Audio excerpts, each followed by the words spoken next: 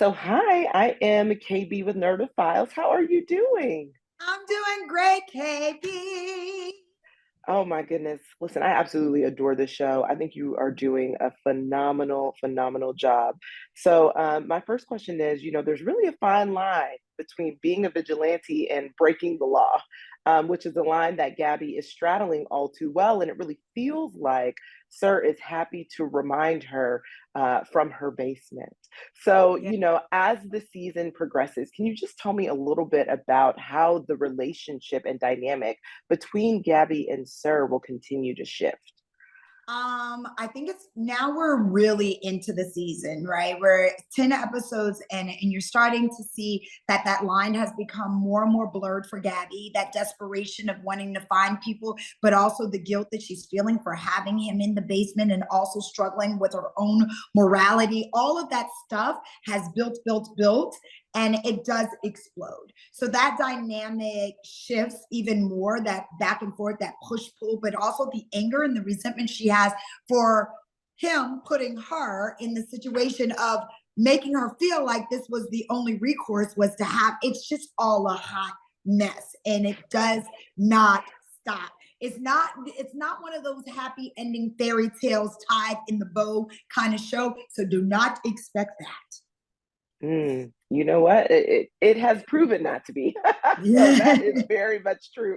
So you know what? I would not expect that for the season finale. But what I will say is, one of the great relationships that has unfortunately come out of this trauma between Gabby and Sir is the one between Gabby and Lacey. And so, this past week, viewers saw that Lacey's going to take some time for herself, and Gabby's really like conflicted because this is really the first time she's lying to her in such a profound way. So do you think that if Gabby reveals the secret about Sir, do you think that her and Lacey can kind of get back to being the sisters that they've always been?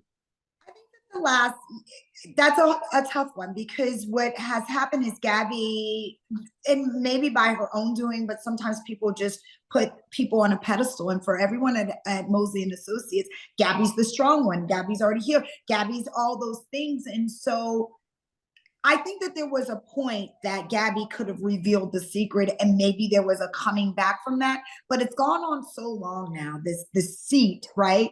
And so I think it would be really hard, especially for someone like Lacey. But I think what's really beautiful about Lacey and Gabby is that the female love story of what it is to form a sisterhood with someone. It's, yes, it's a trauma bond, but it's something that took them into where they are now, and to see the love that they have for one another, and to even when Gabby was saying I'm in the basement in the last episode, when she said that to Lacey, she wasn't lying. Right. She is in the basement. That is where she goes to her dark place. It was the truth. It wasn't the whole truth, but it was the truth. And you could see Lacey feeling that because she realized the hurt that Gabby's so under and how they'll always be there. So I think the Lacey and Gabby's relationship is going to be a tough one because of Gabby's secret, if it's Yeah. ever, and we'll wait and see if it is.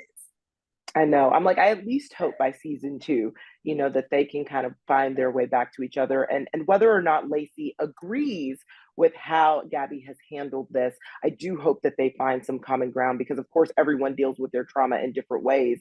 And honestly, they're both still dealing with their trauma. It just so happens that Gabby is doing it with the physical presence of Sir still there and doing it in the best way that she knows how. Um, Absolutely. and so my final question really is just for you, Shanola, as a human being, what case of the week has really kind of impacted you the most over the course of this season? There have been so many. I think that when you ask that for me, Shanola, this is why the importance of the show. It was very important for me to do this role, to show these stories, to highlight stories that have not been highlighted before in this way. So to give people a different face for what the Indigenous community looks like, that was very profound for me. To have the cases of elderly and sets, all of the cases are so, the underserved communities are so severely underserved that they all took a little bit of me, like touched me, because I think we're changing the faces of the missing or making it be so many different faces. So I guess really the most touching would still be the pilot, because I think finding the little girl who was just so sweet and very reminiscent of Gabi being young and no one ever finding her. I think that impacted me probably for sentimental value. It was our pilot. It's the story we spent the most time with actually working on. So that's probably the one.